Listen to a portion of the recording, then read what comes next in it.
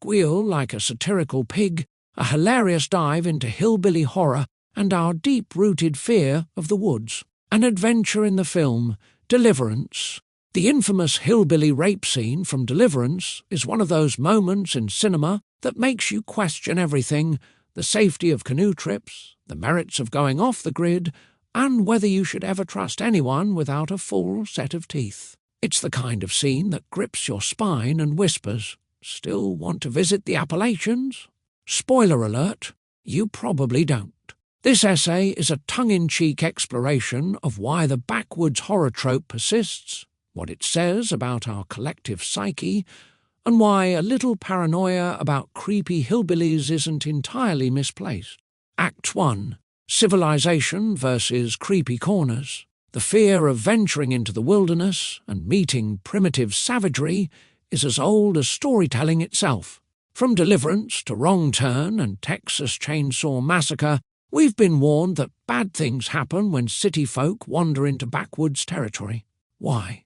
Because we assume anyone who doesn't have a Twitter account or own a pair of AirPods is out to kill us. The truth? Most rural folks are salt-of-the-earth types who wave you down the road and offer you pie.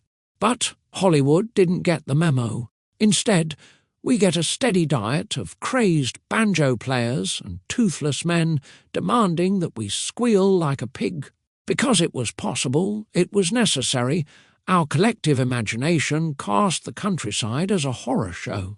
Act 2, Deliverance and the Hillbilly Apocalypse. The scene in Deliverance, where Ned Beatty's character is assaulted, is the stuff of cinematic legend and nightmares. Two unsuspecting canoe bros run into two snarling bumpkins, and things escalate faster than you can say dueling banjos.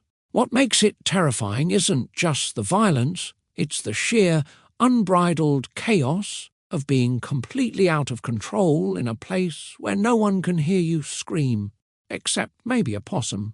John Voight's face during the scene is a study in survival math. Do I fight? Do I run? Do I just stand here and pretend this isn't happening? It's the unspoken social dynamic that adds depth, a moment where you realize that the divide between civilization and chaos is thinner than a fast food napkin. Act 3. A kernel of truth in the kernel of fear.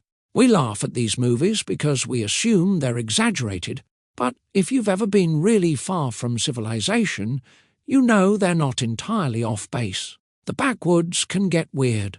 Imagine this. You and your partner are camping in the hills, surrounded by nothing but stars, crickets, and the occasional rustle of leaves. Suddenly, two strangers appear. They don't say much, but they say enough. Crude jokes, lingering stares, and a refusal to leave your campsite. You're wondering if they're lost, drunk, or auditioning for the role of menacing extra in The Hills Have Eyes. Either way, you regret not packing pepper spray or a bazooka. It's not just paranoia. People go missing in the woods all the time. Nature is unforgiving, but the unhinged human element adds a deliciously creepy twist. Your dad warned you about wild animals, but it's always the two-legged ones that get you. Act 4, do you Deliverance? The thing about the backwoods trope is that it isn't just about geography, it's about us. It's the discomfort of stepping outside your bubble and realizing that not everyone shares your worldview. City folk think of the countryside as a quaint place with fresh air and Instagrammable barns. Rural communities might see outsiders as invasive yuppies who can't handle a mosquito bite without whining. When cultures collide, the tension is real. One side is trying to enjoy artisanal s'mores by the fire, while the other side is thinking, who the hell told these people about our creek? Act V.